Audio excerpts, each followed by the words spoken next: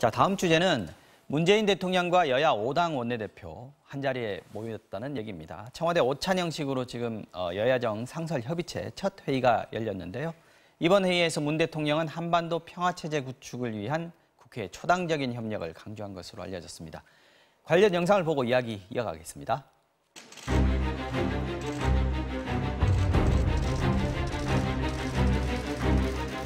국경에 대해서 활발한 협의가 이루어지고 또 좋은 합의가 발표가 되기를.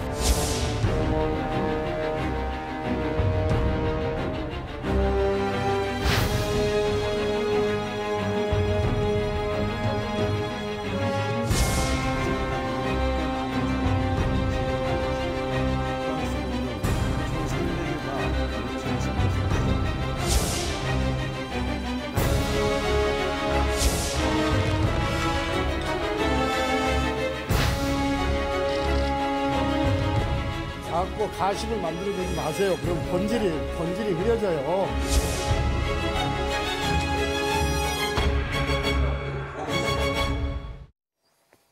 네, 문재인 대통령이 제안한 지는 꽤 오래됐죠. 여야정 상설협의체, 오늘 처음으로 대통령과 여야 5당 원내대표의 협치 테이블이 마련이 됐습니다. 자, 쟁점들이 지금 워낙 많이 있는 상황이기 때문에 대화가 절실한 시점이긴 합니다. 어떤 얘기들이 오갔을지 궁금한데요. 자, 금 의원님. 예. 오늘 문 대통령이 강조한 부분들이 어떤 거라고 보십니까? 지금 진행되고 있기 때문에 저도 이제 모두 발언 부분만을 전해 들었을 뿐인데요. 기본적으로는 그 한반도 비핵화와 평화 프로세스에 대해서 설명을 하고 또 이 국회 비준 동의 문제에 대해서 야당의 협조를 구할 것으로 보입니다. 다음으로는 민생 경제를 위해서 이번에 짠 편성한 예산안에 대해서 설명을 하고 예산안이 법정 시한 내에 통과되기를 설득하는 그런 말씀을 문 대통령께서는 하지 않을까 싶습니다. 네. 그런데 이 여야 상설 협의체 앞두고 야권이 지난 주말 지나면서 요구 사항들을 좀 내놨습니다. 아까 잠깐 그 컴퓨터 그래픽에도 나왔습니다만은 자유한국당은 경제정책 노선을 변경해라. 그리고 임종석 비서실장 교체해라.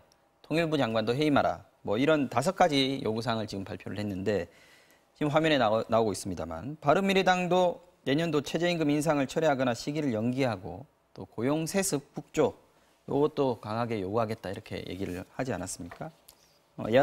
야당들도 이제 모처럼 자리인 만큼 좀 부담스러운 주제이기도 하고 좀 강한 토픽이기도 한데 좀 기회를 마련했다 이렇게 봐야겠네요. 아마 야당 입장에서는 이제 대통령하고 자주 이렇게 만날 기회가 없으니까 하고 싶은 이야기는 다 하는 것이 저는 맞다고 봅니다. 그런데 뭐 대통령 비서실장의 경질 문제라든가 뭐 여러 가지 부분은 아마 그거는 이제 같은 야당인데도 관점이 조금 다를 수 있다 이렇게 생각이 들고 오늘 뭐 구체적으로 그 원내대표가 어떤 발언을 했는지는 모르겠지만 아무래도 추측컨대 지금 바른미래당 입장에서는 현재 이제 경제 수장을 좀 시장 존중 주제로 다 바꿨으면 좋겠다. 청와대나 내각에 이런 부분 그래서 현재 소득주도 성장 정책 기조를 바꾸는 그러한 부분을 대통령한테 아마 조금 강력하게 좀 요청을 드리지 않았겠는가 이렇게 쪽에 좀 방점을 줬을 것이다. 그렇습니다. 왜냐하면 민생 문제가 굉장히 심각하고 또 일자리 문제가 굉장히 중요하기 때문에 일자리를 제대로 만들기 위해서는 경제 수장이 적어도 시장 존중주의자로 이렇게 바뀌어야 된다. 그리고 또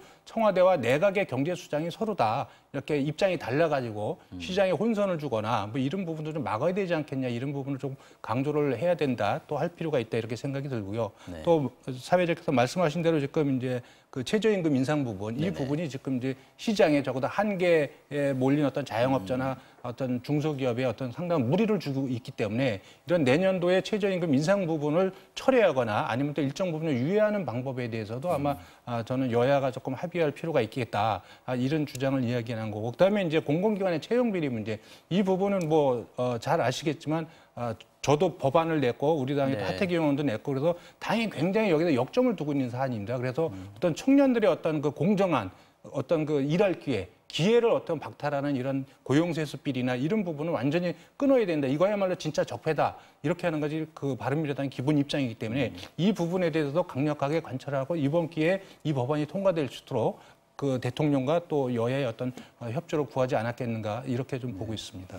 뭐 지금 분위기가 어떤지는 모르겠습니다만은 비서실장 경질이나 통일부 장관 해임 이런 거 사실 정부나 여당에서 받기 참 힘든 얘기인데 어떤 거는 좀 수용하고 어떤 거는 좀 안 되는 그런 부분들이 뭐가 있을까요? 여야정 협의체를 운영을 하면서 이번에 1회 회의를 가졌다는 것 자체가 대단히 뜻깊은 일이고요. 정부 여당 입장에서는 그것이 무슨 형식적으로 회의를 한번 하는 것이 아니라 저희가 뭐 항상 오를 수는 없는 거니까 야당의 지적들을 겸허하게 받아들이겠습니다. 다만 야당 대표들의 입장에서도 이 어떤 진짜 정책 제안도 있지만 때로는 지지자를 의식해서 좀 표신하게 세게 말씀하시는 것도 있을 텐데요. 어떤 특정 공직자를 교체하라거나 하는 것은 저희 입장에서는 그 어떤 특정인에 대한 비토라기보다는 그 말씀을 통해서 어떤 정책 변화를 주장하시는 것으로 선회하려고 합니다. 뭐 통일부 장관을 바꾸라든가 뭐 경제수장을 바꾸라든가 하는 것은 개인의 문제가 있다기보다는 정책 방향이 이쪽으로 바뀌어야 되지 않나 그렇게 말씀을 하시는 걸로 이해를 하고 그 뜻을 그 지적을 받아서 어떻게 하면 좋은 해결책이 있는지를 저희가 찾아봐야 하는데요. 네. 다만 이제 결국에 가서는 이 모든 것의 책임은 정부 여당입니다. 야당은 지적을 하고 비판을 하실 수가 있지만 저희가 결국 결과를 만들어내고 거기서 평가를 받는 것이기 때문에 네. 구체적인 정책 수단을 어떤 것을 쓰는가 하는 것은 정부가 책임을 갖고 해야 되는 것입니다. 저희가 오늘 여야정 협의체를 가지고 야당 대표들 모시고 문재인 대통령도 그 지적을 아주 진지하게 받아들이시겠지만 구체적으로 누구를 바꿔라 어쩌라 하는 것은 이 지금 야당이 나중에 집권을 하시더라도 그런 말씀은 그냥 정치적인 수사로 일단 받지 않을까. 다만 뭐 소득주도 성장 부분에 대해서 정책 기조를 조금 바꾸는 게 좋지 않겠냐. 뭐 최저임금 부분에 대해서 이러저러한 점은 보완해야 되지 않냐 하는 것은 당연히 정책의 문제고 저희도 진지하게 듣고 논의하고 고려할 의향이 있습니다.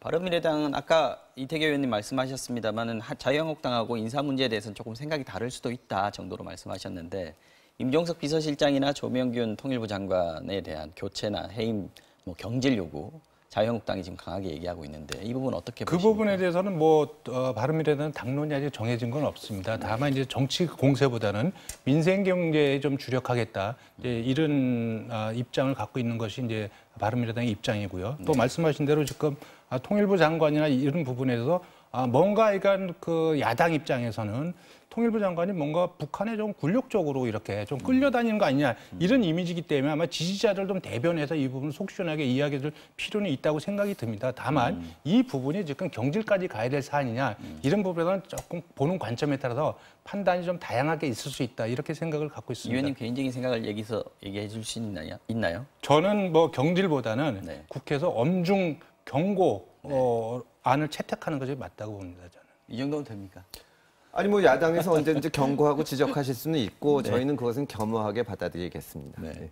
냉면 발언 뭐 지난주에 계속 화제가 됐었는데 이성건 그 조평통 북한 조평통 위원장 발언 또 하나 구설에 오른 말이 나왔습니다. 뭐 잘 아실 텐데 김태년 민주당 정책위의장한테 배 나온 사람한테 예산 맡기면 안 된다라고 얘기를 했다는 발언.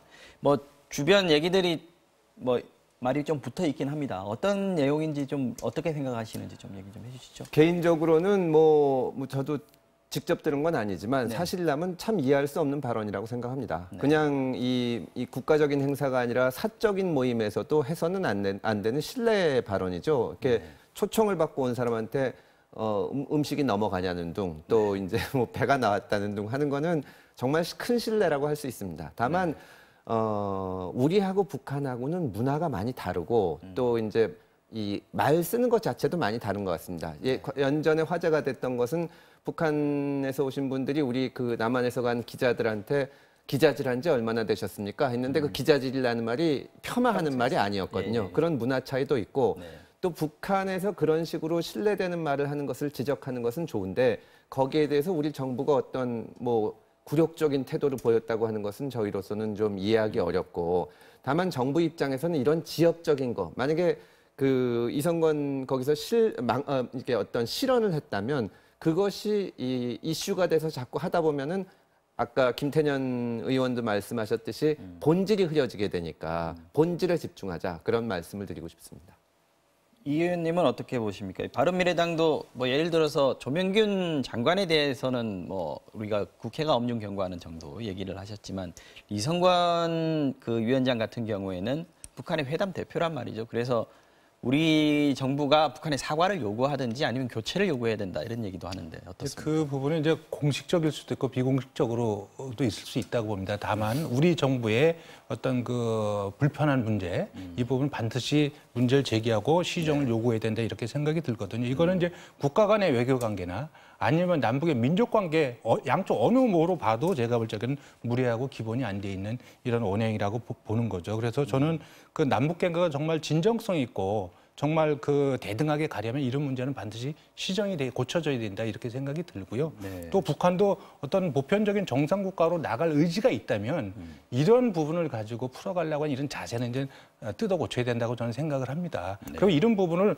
해결을 안 하고 가면요, 우리 국민들이 우리가 북한한테 끌려다닌다고 이렇게 생각을 하거든요. 우리가 북한을 끌고 다닐 이유도 없지만 끌려다닐 이유는 더 없다고 생각이 들거든요. 그런 부분에서 우리 국민들이 갖고 있는 어떤 그 감정이나 정서 이런 부분들도 정부가 충실하게 대변할 필요가 있다 이렇게 생각을 합니다. 네, 다른 얘기도 좀 해보겠습니다. 북미 고위급 회담, 미국 중간선거 이제 6일에 있으니까 내일이죠. 중간선거 끝난 직후인 7일이나 8일쯤에 뉴욕에서 열린다고 하는데, 자, 김 의원님, 폼페이오 미 국무장관하고 김영철 노동당 부위원장 이 두 사람이 회담 대표견은 정해진 것 같고요. 그런데 지금 회담 앞두고 미국하고 북한에서 나오는 발언들을 보면은 상당히 강경한 발언들 위주입니다. 지금 분위기가 어떨 거라고 보세요?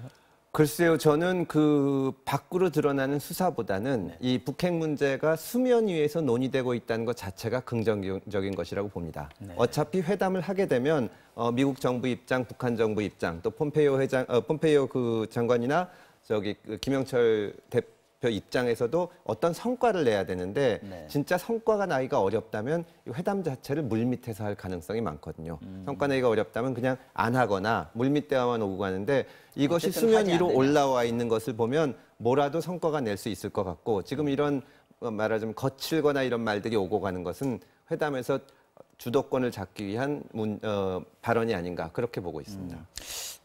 이 의원님, 권정근 북한 외무성 미국 연구소장이라는 분이 이렇게 얘기했습니다. 미국이 상응한 화답을 하지 않으면 우리는 1mm도 움직이지 않겠다. 그리고 계속 이런 식으로 나오면 뭐 병진 노선으로 돌아가겠다. 핵 개발 노선으로 돌아가겠다. 이런 얘기까지 했는데 지금 북한도 좀 강경한 것 같습니다. 물러서지 않겠다 이런 입장을 보이고 있는데 잘 되겠습니까? 그건 아마 금방 금 의원님 말씀하신 거와 저도 이제 맥을 같이 하는데요. 일단 중요한 부분 공개적으로 계속 만나고 있고 또 만나려 하고 있다. 이것이 저는 굉장히 중요하다고 생각이 듭니다. 그리고 이렇던 실무 당국자들의 이야기도 중요하겠지만 적어도 저는 트럼프 대통령이나 그 김정은 위원장 같은 경우는 어떤 국제사회의 어떤 보는 눈도 있고 여기에 남들과 다른 어떤 책임의식을 갖고 있다고 보고요. 다시 북한이 핵 개발로 돌아갈 수 없는 거고요.